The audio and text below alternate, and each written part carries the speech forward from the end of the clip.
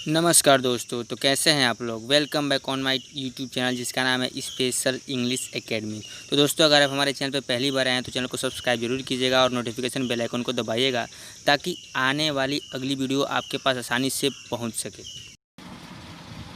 तो चलिए दोस्तों शुरू करते हैं। देखिए आज का हमारा जो पहला क्वेश्चन दिया कि प्लूरल ऑफ टूथ इज। देखिए टूथ का मतलब क्या होता है, दांत होता है और ये सिंगुलर है, ठीक है। तो हमें इसका प्लूरल चाहिए। प्लूरल का मतलब दांते, अर्थात क्या चाहिए, दांते, अर्थात बहुवचन में चाहिए। तो टूथ का क्या होता है बहुवचन, टीथ होता है। प्लूरल टूथ का क्या होता है, टीथ होता है। तो ये हमारा टूथ का प्लूरल टीथ ऑप्शन बी के रूप में सही होगा। चलिए अगले क्वेश्चन पे आते हैं। क्वेश्चन है opposite gender of mister is. देखिए मिस्टर जो होता है ना वो मेल के लिए प्रयोग किया जाता है, ठीक है।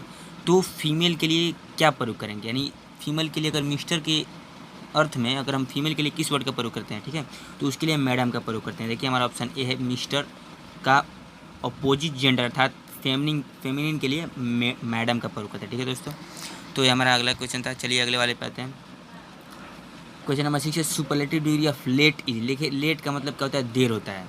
और देखिए डिग्री में ये पॉजिटिव डिग्री है, उसके बाद कॉम्परेटिव डिग्री आती है, उसके बाद सुपरलेटिव डिग्री आती है। कॉम्परेटिव डिग्री में ई आर जोड़ते हैं, ठीक है, और सुपरलेटिव डिग्री में ई एस टी जोड़ते हैं, ठीक है दोस्तों।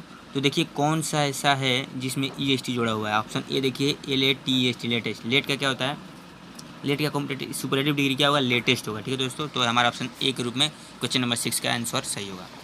अगले क्वेश्चन पे आते हैं। Question number 7 a man who helps stranger is called. इसका मतलब ये हुआ, ये वन वर्ड सब्स्टिट्यूशन है, ठीक है दोस्तों। और स्ट्रेंजर का मतलब होता है अनजान व्यक्ति।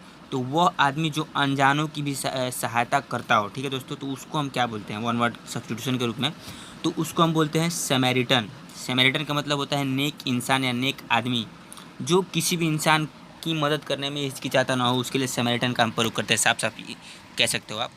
चलिए क्वेश्चन नंबर 8 है कि an unmarried women is called, ठीक है।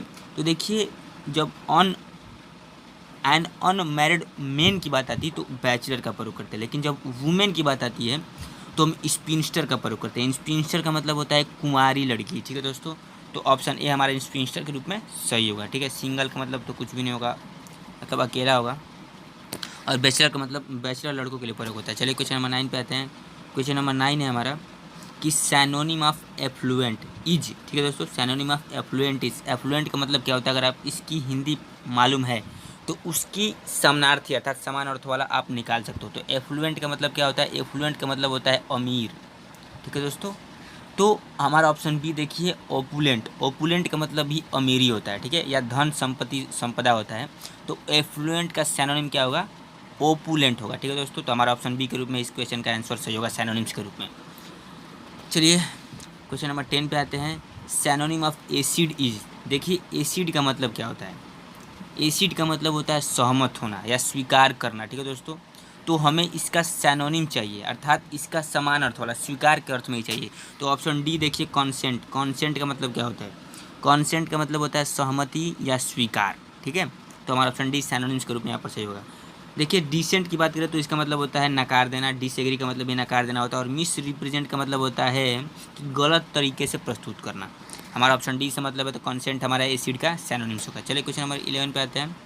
है कि choose the miss spelled word, यानी कि देखिए आसान है ये, मैं एक आसान प्रैक्टिस सेट लेके आया हूँ, इसी लेवल का आता है, थोड़ा इससे हार्ड आता है। ये इसके का अभ्यास प्रैक्टिस सेट है एयरफोर्स एक्स ग्रुप के लिए, ठीक है दोस्तों। इसी प्रैक्टिस सेट से मैं अपने एग्ज़ाम्स के लिए प्रिपरेशन करता हूँ। तो मैं सोचता हूँ कि इसमें से कुछ आए हुए हैं मेरे प्रीवियस एग्ज़ाम्स में, तो मैं सोचता हूँ ये हेल्पफुल हो सकता है। तो इसके लिए मैं इस प्रैक्टिस सेट का प्रयोग कर रहा हूँ आपको कुछ अच्छे नॉलेज देने के लिए।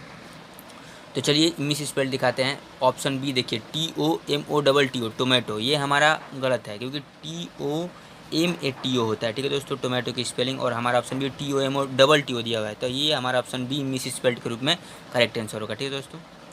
क्या होगा हमारा ऑप्शन बी। चलिए अगले वाले पे आते हैं। अब थोड़ा टफ है। तो क्वेश्चन नंबर 12 पर remove too from the given sentence, मतलब जो नीचे सेंटेंस दिया हुआ है उसमें से हमें टू को, अच्छा टू ये देख रहे हो ना आप, टू इसको हमें हटाना है। टू का मतलब होता है अत्यधिक, या भी होता है, कभी कहीं पे भी होता है। जैसे कि मैं भी तुम्हें चाहता हूँ, आई लव यू टू, ठीक है दोस्तों। तो वहाँ पर टू अत्यधिक के अर्थ में भी प्रयोग होता है, लेकिन टू का प्रयोग अत्यधिक के अर्थ में भी होता है। इसलिए सेंटेंस पढ़ते हैं, the news is too good to be true. ठीक है दोस्तों, the news is too good to be true. देखिए टू हटाने के लिए इसलिए कह रहा है क्योंकि टू का एक खास बात यह है कि टू का प्रयोग जब भी इसके बाद कोई एडजेक्टिव आता है तो बैड सेंस में आता है, गुड सेंस में नहीं आता है। अर्थात कुछ ऐसा वर्ड आएगा जो हमेशा निगेटिव थॉट्स लेकर आएगा, जैसे अगली हो गया, बैड हो गया, तो ये सब निगेटिव थॉट्स लेके आते हैं। जैसे टू अगली हो सकता है, टू बैड हो सकता है, लेकिन टू गुड नहीं होता है। अर्थात इसीलिए इस सेंटेंस में टू को निकालने के लिए कहा जा रहा है। तो हमारा ऑप्शन ए देखिए, यही हमारा ऑप्शन ए सही होगा, the news is so good. ठीक है दोस्तों, टू को हटाकर हम सो का प्रयोग करते हैं, और सो की एक खास बात है कि ये निगेटिव के साथ आता है। तो आगे देखिए, गुड के बाद क्या है, that it cannot be true. It cannot, can के बाद नॉट का प्रयोग किया हुआ है, इसलिए सो का प्रयोग यहाँ पर सही माना जाएगा। ठीक है दोस्तों, तो हमारा ऑप्शन बी होगा। आप ऐसे क्वेश्चंस आप लगातार प्रैक्टिस करोगे तो आपके माइंड में एक सेट हो जाएगा कि हाँ किस तरीके से टू को रिमूव करते हैं। ठीक है दोस्तों, तो इसको प्रैक्टिस करने से आप आसानी से कर सकते हो। तो इसका ऑप्शन ए सही होगा। चलिए क्वेश्चन नंबर 13 पे आते हैं। दिया है कि चेंज द नरेशन। अब आ गया डायरेक्ट इनडायरेक्ट पर। ठीक है, तो हमें डायरेक्ट सेंटेंस दिया हुआ है, Mohini said to me trust in God. देखिए ये इम्परेटिव सेंटेंस है, वो भी इम्परेटिव में कर्तव्य वाले कर्तव्य। कुछ ऐसे चीज़ होते हैं, कुछ ऐसे सेंटेंस होते हैं जो इसमें कर्तव्यता आपका झलकता है। ठीक है दोस्तों, जैसे हेल्प द पुअर, तो ये भी इसमें आपका कर्तव्य है कि आप गरीबों की मदद करें। इसी तरह से ट्रस्ट इन गॉड, ये भी आपका कर्तव्य है कि आप भगवान में भरोसा रखें। तो है कि Mohan is said to me. देखिए जब भी कोई आदमी आपको क्या बोलते हैं, जब नैतिक कर्तव्य की बात आती है, तो जब भी कोई वक्त यानी कि वक्ता जो आपसे कुछ कह रहा है, वो वक्ता आपको एडवाइस यानी सलाह ही दे रहा है और बाकी कुछ नहीं कर रहा है। ठीक है दोस्तों, तो Mohan is said to me trust in God को अगर हम चेंज करते हैं तो देखिए ऑप्शन डी। एक तो मैं एक और बताता हूँ पॉइंट इसमें कि जब भी इम्परेटिव सेंटेंस को चेंज करते हैं कंजक्शन के रूप में टू का प्रयोग करते हैं, डैट, इफ़ या वेदर का प्रयोग नहीं करते। ठीक है दोस्तों, तो देखिए हमारा ऑप्शन डी, मोहनी एडवाइस तो होगा ही क्योंकि आपको सलाह दे रहा है। मी का प्रयोग होगा क्योंकि ऑब्जेक्ट के रूप में मी है, तो मी का प्रयोग हुआ है। देखिए कंजक्शन के रूप में टू का प्रयोग किया हुआ है। ठीक है, टू ट्रस्ट इन गॉड। ठीक है, तो जो ये वाला सेंटेंस होता है ना, जो का त्यों होता है, उसमें चेंजिंग नहीं करते हैं। तो Mohini advised me to trust in God, हमारा ऑप्शन डी यहाँ पर नरेशन के रूप में सही होगा। चलिए अगले वाले पे आते हैं। Question number 40, change into interrogative form. मतलब जो सेंटेंस दिया हुआ है उसको हमें, वो सिंपल में है, उसको हमें इंट्रोगेटिव सेंटेंस में चेंज करना है। तो देखिए money does not grow on tree. पैसे जो होते हैं पेड़ पर नहीं फलते हैं। ठीक है दोस्तों, तो देखिए डज का प्रयोग किया हुआ है। डज से आपको क्या लग रहा है कि ये प्रेजेंट इंडेफिनिट टेंस में है, और प्रेजेंट इंडेफिनिट टेंस का इंट्रोगेटिव कैसे शुरू होता है, डज से शुरू होगा। तो आपके दिमाग में बस इतना रहना चाहिए कि जो सेंटेंस है वो डज से शुरुआत होगा, बाकी किसी दूसरे चीज़ से सेंटेंस की शुरुआत नहीं होगी। तो पहले वाले ऑप्शन में ही देखिए डज से सेंटेंस की शुरुआत हुई है, तो हमारा ऑप्शन ए यहाँ पर से हो जाएगा, क्योंकि does money grow on tree, ये हमारा ऑप्शन ए जो है इंट्रोगेटिव सेंटेंस के रूप में यहाँ पर करेक्ट होगा। बाकी इज का प्रयोग होगा नहीं, वाज का भी प्रयोग नहीं होगा, और डिड का भी प्रयोग नहीं होगा, तो हमारे तीन बाकी के ऑप्शन ऐसे ही गलत हो जाएंगे। चलिए क्वेश्चन नंबर 15 पे आते हैं। Adjective of circle. देखिए सर्कल का मतलब होता है घेरा। ठीक है दोस्तों, सर्कल का मतलब क्या होता है, घेरा, और हमें क्या चाहिए, घेरादार। एडजेक्टिव में घेरादार होता है। अगर इसका घेरा का हम एडजेक्टिव निकाले अर्थात विशेषण निकाले तो हमारा ऑप्शन सी देखिए सर्कुलर, घेरादार होता है। ठीक है, तो हमारा ऑप्शन बी सर्कल का एडजेक्टिव क्या होगा, सर्कुलर होगा। तो ऑप्शन सी हमारा क्वेश्चन नंबर 15 का यहाँ पे सही होगा एडजेक्टिव के रूप में। चलिए अगले क्वेश्चन पे आते हैं। क्वेश्चन नंबर 16 है, although he is a rich man. देखिए पहले टॉपिक पढ़ते हैं, fill in the blank with the given word below, यानी जो नीचे दिए वर्ड हैं उनमें से फिल इन द ब्लैंक्स को यहाँ पर भरना है। ठीक है, तो दिया है सेंटेंस कि Aldous he is a rich man, he is not a cruel for poor. ठीक है, फॉर द पुअर मतलब यद्यपि वह एक अमीर आदमी है। ठीक है, फिर भी के अर्थ में यहाँ पर देखो मुंह से अपने आप ही निकल गया मेरे, क्योंकि मैं इसको बार बार पढ़ चुका हूँ।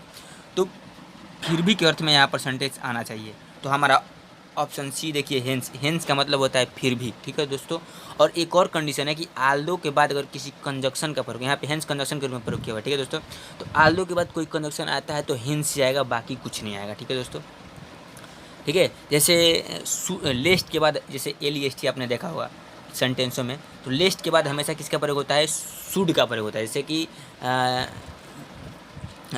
वाक केयरफुली। ठीक है दोस्तों, walk careful, lest you should fall down, lest के बाद हमेशा शुड का प्रयोग होता है, बाकी किसी दूसरी चीज़ का नहीं का प्रयोग होता है। इसलिए इसी तरह से आल्दो के बाद हैंस का प्रयोग होता है। तो हमारा कंजक्शन के रूप में यहाँ पर हैंस होगा तो सही होगा। जैसे कि भले ही वह, या फिर भी कहिए, या भले ही कहिए, भले ही वह एक अमीर आदमी है फिर भी वह गरीबों के प्रति निर्दय नहीं है। ठीक है दोस्तों, तो हमारा हैंस ऑप्शन सी के रूप में यहाँ पर सही होगा।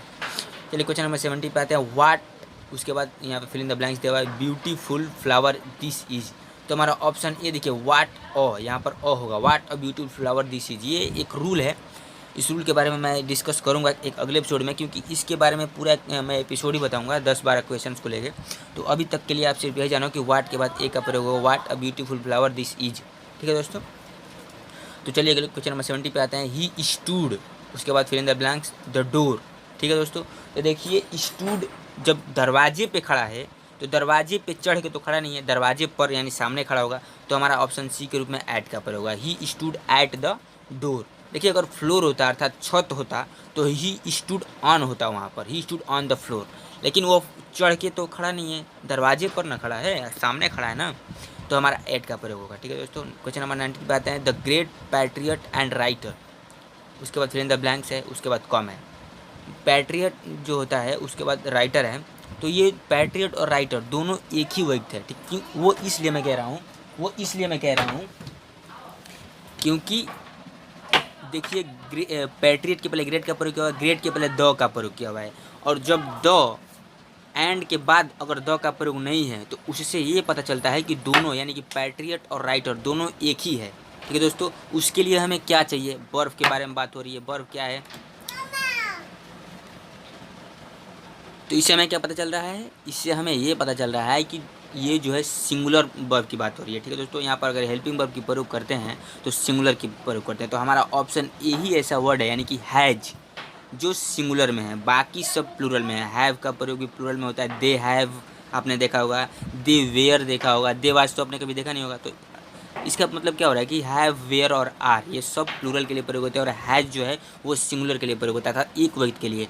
और मैंने पहले ही बताया कि अगर एंड के बाद द का प्रयोग होता है, यहाँ पर द राइटर होता है, the great patriot and the great writer, तब हम हैव, वेयर और आर के बारे में सोच सकते थे, लेकिन हमारा ऑप्शन ए के रूप में हैज का प्रयोग होगा। ठीक है दोस्तों, तो क्वेश्चन नंबर 20 पे आते हैं, और आज का लास्ट क्वेश्चन है। आई होप कि आप वीडियो आपको अच्छी लग रही हो, तो चैनल को सब्सक्राइब जरूर कीजिएगा, साथ ही साथ अपने दोस्तों में शेयर भी कीजिएगा।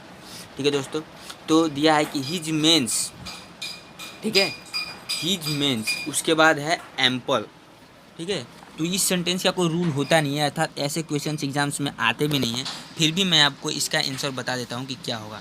देखिए हिज मीन्स, मीन्स का मतलब क्या हो गया, आप मीन का मतलब सिंगुलर होता है और मीन्स का मतलब होता है प्लूरल। मीन्स आप वर्ड से इसका प्रयोग किया हुआ है, तो मीन्स मतलब है, इसका मतलब है, इसकी मतलब है बहुत हैं, यानी एम्पल का मतलब क्या होता है, बहुत है, प्रचुर होता है, ज़्यादा होता है।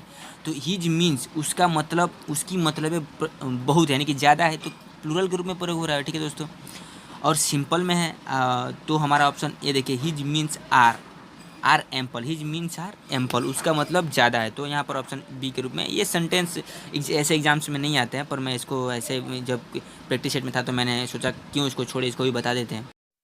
तो आई होप कि ये वीडियो आपको अच्छी लगी हो, तो आज के लिए बस इतना ही। Best of luck, thank you and जय हिंद दोस्तों।